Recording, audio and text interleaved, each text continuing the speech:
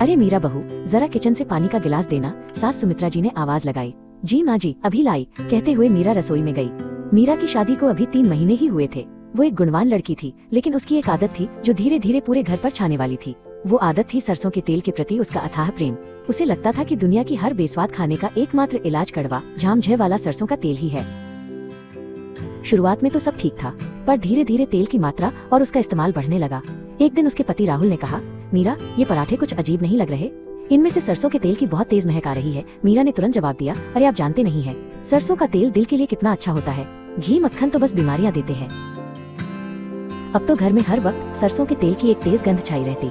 सोफे के कुशन से, पर्दों से और यहाँ तक कि मीरा के कपड़ों से भी वही महक आती। आस पड़ोस की औरतें जब घर आती तो नाक सिकोड़ती। धीरे धीरे मीरा का नाम मोहल्ले में सरसों रानी पड़ गया। हद तो तब हो गई जब घर में गाजर का हलवा बना। सुमित्रा जी ने बड़े चाव से गाजर कसकर मीरा को दिए। आधे घंटे बाद जब रसोई से महक उठी तो सुमित्रा जी का माथा ठनका। मीरा, ये हलवे में से सरसों के तेल की गंध क्यों आ रही है? माँ जी, मैंने सोचा देसी घी तो नुकसान करता है, तो क्यों न इसे सेहतमंद तरीके से बनाया जाए।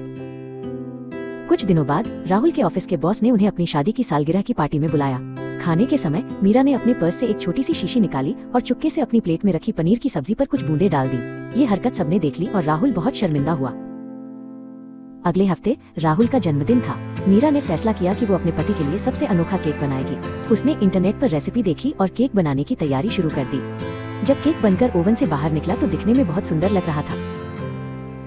शाम को पार्टी शुरू हुई और केक काटा गया। जैसे ही सबने केक का पहला टुकड़ा मुंह में रखा, सबके चेहरे देखने लायक थे। किसी ने खांसते हुए पानी मांगा तो किसी ने चुपके से नैपकिन में थूक दिया।